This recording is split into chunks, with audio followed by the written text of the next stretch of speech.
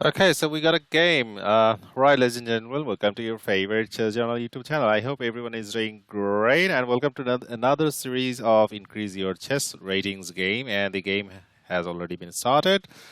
So our opponent, Mr. I don't know, Docent, has opened with e4. He's from Russia, as you can see here on this screen. He's under 1500. So he opened with e4, and we played d6 because we want to play the Pirc defense or the Pirc defense. Now they played d4, and here we will be playing with knight f6. I just gotta make sure that I'm not running. I don't run low on time. Thank you guys for tuning in and all the support that I'm receiving from you guys in terms of subscription, view, likes, comments, etc. etc. You guys are my real hero. If you're new to this channel, please consider subscribing. And how have you guys been doing? Hopefully everyone is doing great, and hopefully I do not lose this game either on time or either he outplays me or something like that. All right, so in Pirc defense, we have talked about these, or Pirc defense, which is the most correct pronunciation, Pirc. But some people like to call it Pirc defense, including myself. As we all know, in most of the openings, the general thing or general there's a bug on my table. I'm a little kind of bug. Sorry about that, guys. Thing is that to control the center, that's the reason why if you're white, you are most likely to play e4 or d4. You see two pawns in the center, and black would also love to play e5. And so these are the most crucial, you can see the highlighted squares, most crucial squares, the central squares. And there are also other squares, but those are secondary central squares. These squares now I am highlighting. These are also equally important. And most of the openings are based on controlling these four squares in the center. And there are another kind of opening which is called the hypermodern opening, which is like you do not control the center. You play in the flank, say for example here, or like here or here or here maybe, and you attack the center with your pieces and sometimes pawns. Those are called the hypermodern. Pirc defense is a combination of the both. I mean, like you are, as you can see here, we are not directly controlling the center. We just played d6, and we're also attacking the center with our knight. And we will be sooner or later playing in. We will be playing in the center, which is the reason why this is called a combination of both the regular opening or the hypermodern opening. Sorry, I was just thinking. So here, what are our options? They have played knight c3. We are going to now control the center, and playing here is not a good idea because they'll take, we'll take, and they'll take our queen. Although this is playable, I myself played this one. What else can be played? We can also play c6, the Czech Pirc style. What is their move actually doing here? That's we also need to take under consideration. Probably their knight wants to come here. Probably, we're not certain, we're not so sure. There is a check here. We need to watch out as well. And we could play here e6, but I'm just gonna develop this knight here and then play in the center, maybe this one or this one. So knight b d7 it is. Now they have played bishop c4. That is an aggressive move, aiming exactly or directly to this pawn, but there is no imminent threat or danger at the moment. Now we've got a couple of options. We could play in the tag the center. So they gotta make a decision. What are they gonna do with this pawn? I mean the d pawn here. They're gonna capture or they're gonna push forward. We could also play knight b6, attacking their light square bishop. And we could also play d6, e6, sorry. A lot of options. We could also even consider playing c6. There's another option. But today, I'm just gonna play in the center, as we have talked about during the beginning of the game. So many of you who have subscribed to this channel are super duper fan of the Pirc defense or Pirc defense. And as this playlist is all about increase your chess rating, so I'm gonna walk through my thought process as as good as possible.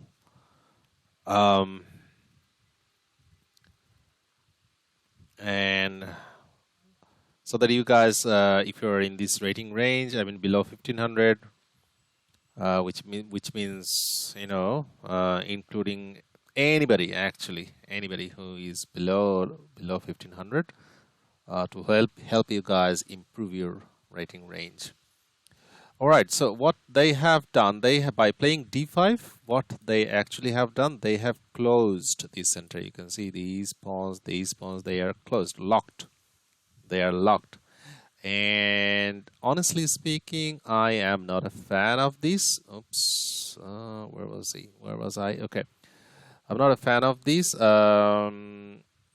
They shouldn't have locked the center. Instead, they could have developed a piece, put a defender here, or maybe some other move. Even playing bishop e3 is, if I'm not wrong, is also correct.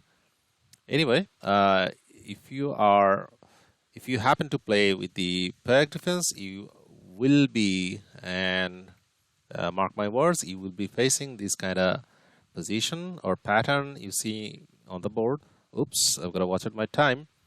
Now we've got a lot of options. Again, we can jump in here with our knight, because currently, look at the light square bishop, it's bad. Or we could consider castling. How are we going to castle? By simply moving our bishop, dark square bishop here, and then castle. So what we're going to do, I'm going to stick to this, grabbing this space, this square here. This is a good square for the knight.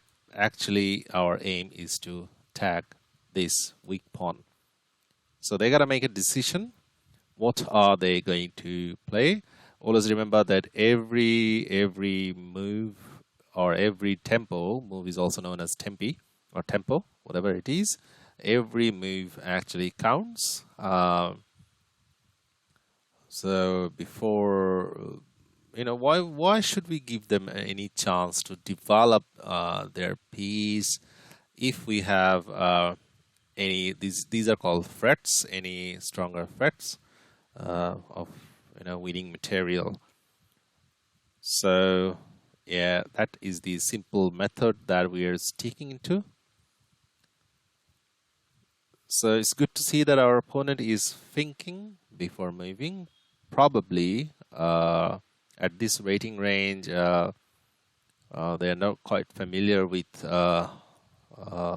playing with one e4, and their opponents are playing 1d6. So which is the reason why, if you know a little bit of theory in the Pirc defense, you're gonna cause a lot of trouble to your opponents, because most of the opponents, they are actually, what are they expecting once they play e4 is that either you're gonna play e5 or c5, but they do not expect you to play d6 or Caro-Kann defense. I mean, playing 1c6 has gotten quite popular these days. I myself even play the Caro-Kann defense a lot. And for you guys, this Pirc defense, I played. No, I actually, what I meant is that I recorded one of my, my last Pirc defense game quite a while back. So probably some of you guys are frustrated. Please do not be frustrated. Stay put. Stay put to this channel. You will see Pirc defense games every now and then. All right, so they are struggling to come up with a plan. Probably they have seen that we have an attacker. So what are their options? We also got to think about our opponent's options.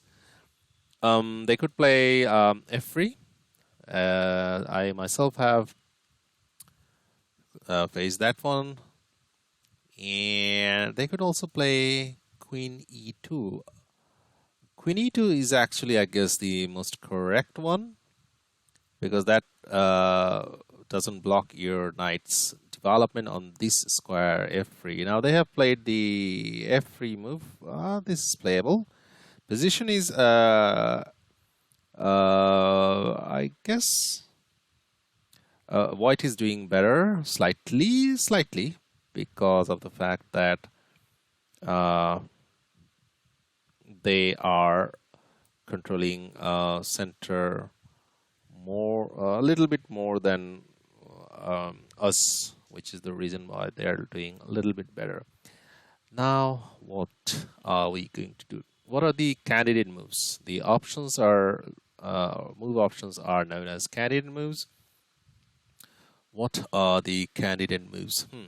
So we could play here, try to look for a castle, or as we have talked about it, they have looked at their pawn chain. They have built a strong pawn chain, so strike on that pawn chain. So let's do that today. c6. Again, asking our opponent a question: are you going to capture, or are you going to sit there and focus on development and putting your king into safety? Or, maybe like this, pinning our knight. Thereby, we're not giving easy time to our opponent. So they have decided not to take. Instead, they have decided to develop this knight to e2 square. And now we can actually play here, right? Again, fret. What are you gonna do with your light square bishop? Are you gonna pull your bishop back here or here? Okay, so they have decided to sacrifice their knight. Interesting. Okay, simple. We welcome the sacrifice. So after this check, what are we gonna do? We do not want to lose castling rights, so simply this one or this one. Both are actually good. Let's exchange bishops, because we need to exchange pieces, as many pieces as possible, because we are because we are sorry, I was just thinking to take with these. Let's take with the queen. Take as many pieces as possible because we are piece up. So I don't know if their sacrifice is gonna work because we are a whole piece up. This pawn is what it wants to come here, right? So let's stop it by playing rook b8. So their play, as you can see, their pawns aiming on our queen side. Their play is gonna be on our queen side,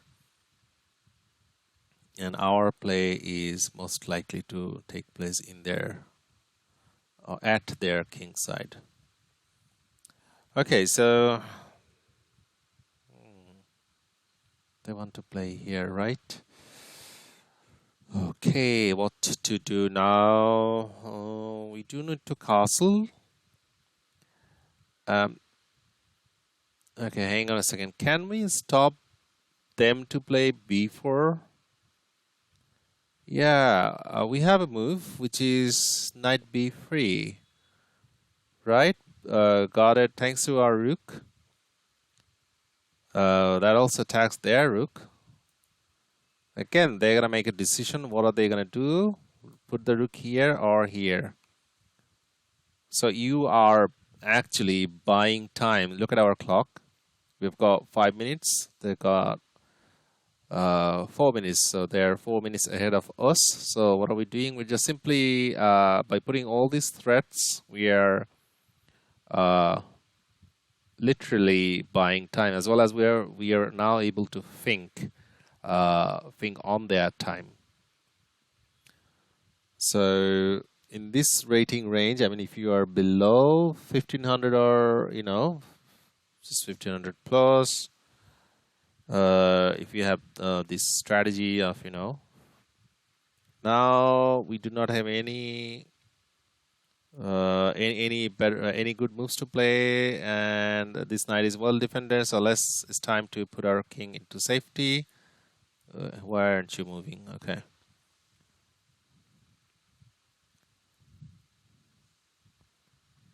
So we this buying time strategy is very simple. You just need to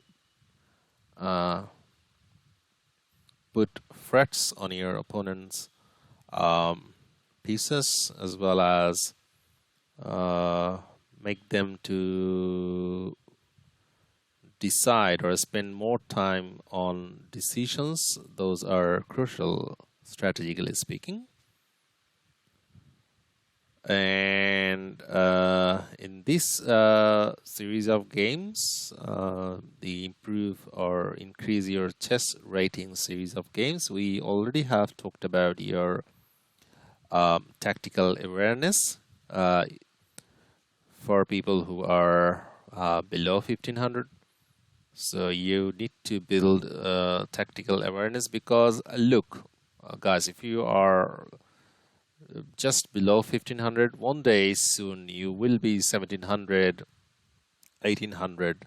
How are you gonna go there? Definitely the more tactically sharp you are, the better your ratings will be.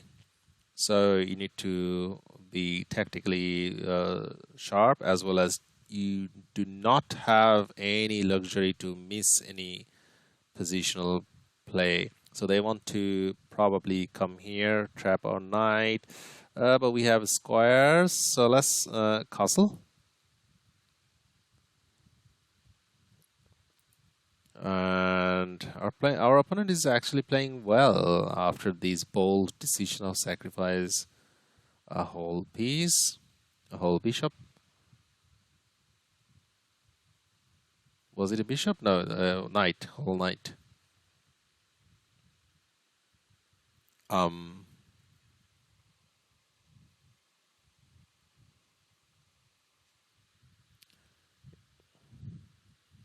Yeah, this kind of bold decisions, you guys can also try it out, but it has to be rational, right?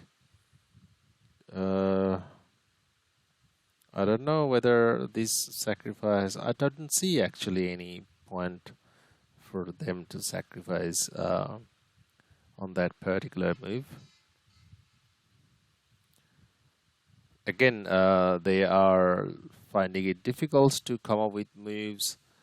What are their candidate moves? Castling? Or since they are playing here, is I guess correct. And they have to play aggressively because they are piece down. Okay, so they have stick to this thing, trapping our knight. So do we want to come back or exchange pieces? Let's exchange pieces, keep it simple. You're already piece up. Our plan is to probably go here and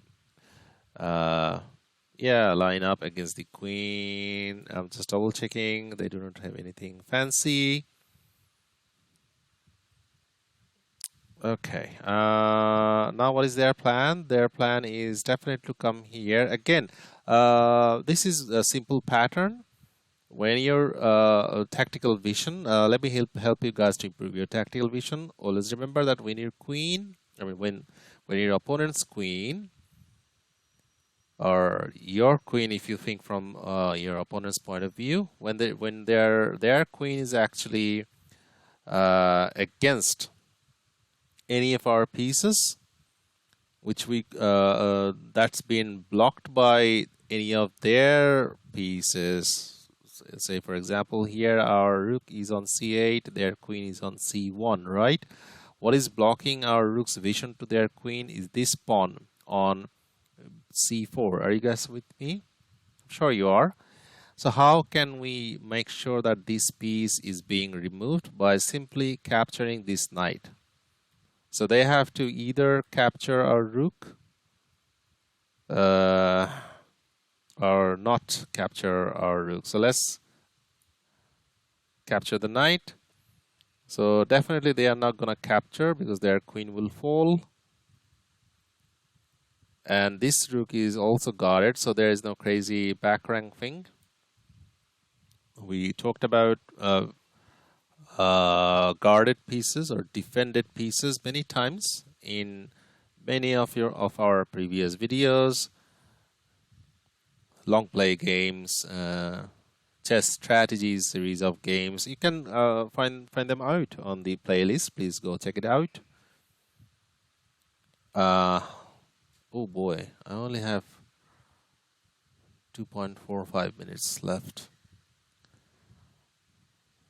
So yeah,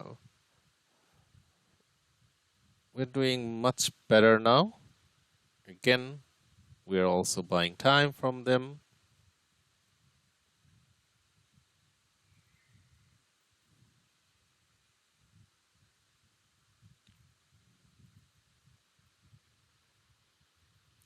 Okay, now they have castled, and what are we gonna do? What are we gonna do? Let's pull this. Should we pull it back? Okay, let's calculate. What if we put our queen here? They take, we take, they take. There's a check there at the end of the line. That's complicated. Okay, let's keep it simple because we do not have time. Let's keep it simple. Okay. Our bishop is bad. Improve this bishop.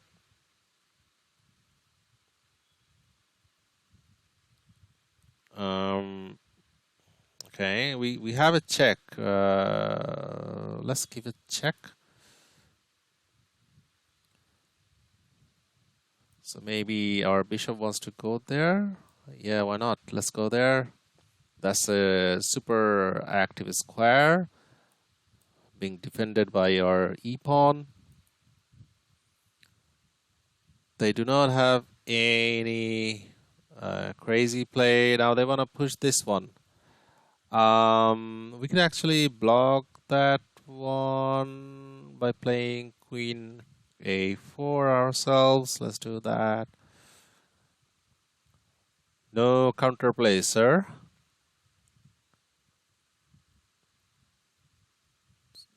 So we shouldn't be relaxed at all until the game is finished.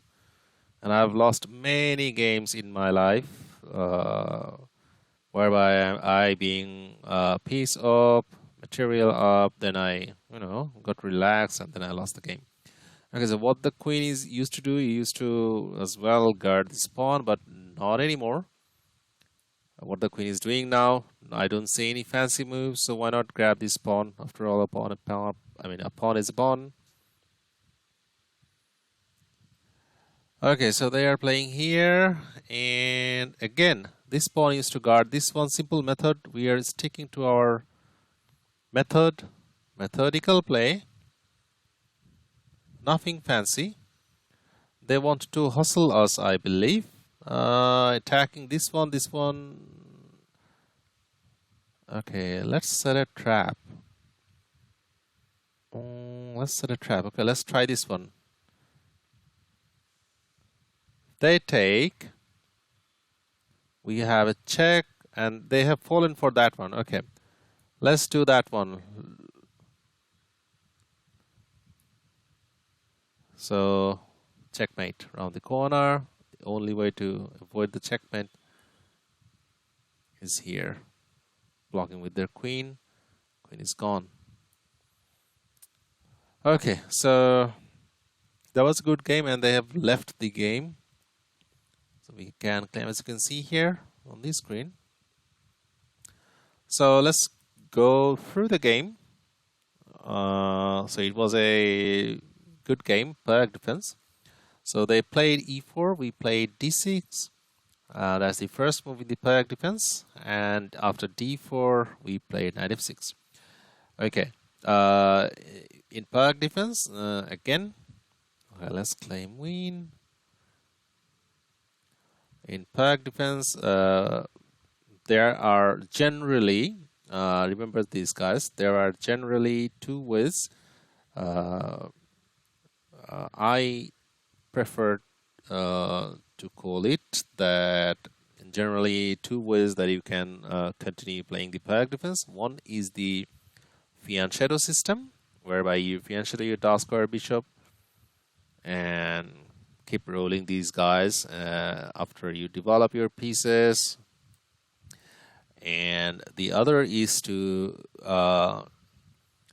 if allowed to, you play the fianchetto system. The other one is not fianchetto system. Today the game that we have played, the one we have played is the unfianchetto system. So after knight f6, they have played knight c3, and we played knight b d7. Our aim is to break here or maybe here. Here, one thing I also must include is that, personally speaking, although theoretically this break is fine, but personally speaking, I have had hard times playing this c5 break, so I generally avoid this one. Instead, I prefer to play the e5 break, and also I can go the c6, which is the Czech Pirc style of playing. So you can choose to play c6 or e5, or if even if allowed to, you can here play bishop g7. Alright, so after bishop c4, we went e5 straight away, and also point to be noted that after e5, now fianchettoing doesn't really make much of a sense, because you have pushed your pawn here further up in the middle. So why fianchetto and weaken your structure? So after e5, they gotta make a decision. What are they gonna do? Are you gonna take? If they take, then we would have taken with the pawn, or taking with the knight is also fine on their bishop. Either way is playable, but they have decided to lock the center by playing d5. And although this is playable, but I do not recommend it. And that actually puts a smile on my face, because there are many options or possibilities from this move onwards, move number 5. as you have seen, knight c5 was one of them, grabbing the square, beautiful square for our knight, closer, as much closer to the center. Knights are super strong when they're residing the central squares or nearby central squares. So this is a neighboring central square. So which is why this is strong. So after knight c5, this one is also attacking this central pawn e5. Sorry, e4. So they have to come up with a decision. So they played f3. Okay, understandable. Now we have to make a decision as well as buy time this strategy. Sooner or later, one day we had to play this one. The one c6 we have played here because they have made a strong pawn chain and their light square bishop is outside of this pawn chain. So we need to ask a question on this pawn chain. Are you gonna keep this intact or not? So they decided to put their knight here, and then we simply went here, attacking their light square bishop. And here I don't understand what they have played. I mean, for the sake of a couple of pawns, giving up a piece early in the game, yeah, understandable. Maybe playable, but hey, hang on a second. This is not the area where we are going to castle, or we have castled, so why take unnecessary risk, right? It doesn't make any sense, which is the reason why I think this is a blunder. I believe so. So after knight b5, we played cb5, and after this check, definitely since we are piece up, we played bishop b7. Bishops are gone. I mean, light square bishops are gone. And then queen is also now developed. And we always have to, we do not relax after c4. We need to consider, okay, let's go back. They could have played here first. But playing here first is going to make a hole on this square. So probably our knight was going to jump in there, go there, do all sort of discombobulation. So this one was a good move actually, because their aim is to come here maybe and then develop their dark square bishop here on this square, some play. So we have to stop that one. So rook b8 just did that. Notice that I personally tend to, after winning materials, I tend to go play back-footed games, not calculating their moves much. I was like, okay, play safe, and invited trouble. So why should you guys do that? You should not do that at any cost. Instead, keep an eye on what your opponent's latest move is doing and not doing, and what probably they could have come up with, or they could be coming up with. So rook b8 stops this play. So what they have played a3. So we guessed it right. They're sticking on playing here. So here some people are fan of playing a5. That also stops this one. But hang on a second. If you play, had you played a5 here, so they play here. You take, they take, and look, this beautiful line that the rook is now controlling here. So why give them a chance? Instead, why not you put your knight here on this square and stop them playing b4. So that's what we did. Knight b3 stopped that one and also attacked that rook. So rook went here on b1. So bishop e7. Now we are ready to castle. Castle is go. After castle, knight b5. And here, after knight b5, we decided to, exchange pieces. Bishop, we have exchanged our knight for their bishop. queen c1 and rook f8. Simple play. Rooks belong to semi-open files. Now they played b4, and here this is the simple, not simple, this is one of the common tactics that you guys must also be aware of, and you guys must also try to imply in your games. Remember, we have talked about it during the game. Your rook is X-raying. This is called X-ray technique. Your rook is X-raying their queen, so boom, take their knight, so they cannot take our rook. And after castle, we came back here. Rook f2, bishop d8. Okay, why bishop d8? Because we have to always think which of our pieces are bad piece. If you look at the bishop, this bishop is a bad bishop at the moment, so we need to make activate our bishop, make him a good piece. So here, coming here, going there is the activation route.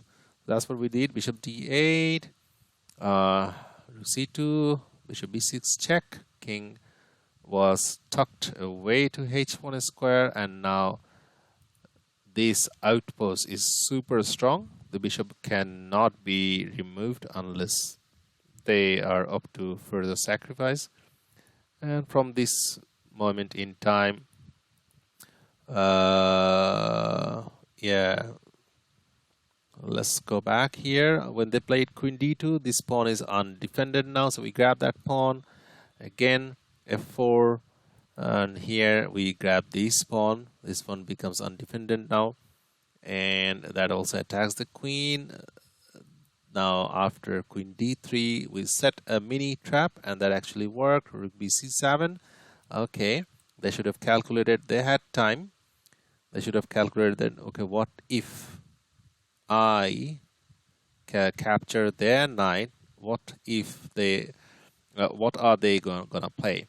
So here we had simple trick up the sleeve, check, capture, capture, and checkmate around the corner, because queen is the only thing that can guard the check, and there you go. So I think that's all for today. Thank you very much for tuning in. Thank you for your patience for watching this game. Again, if you're new to this channel, please consider subscribing and giving up a thumbs up to this content. So till the next time, take care of yourself. Bye-bye.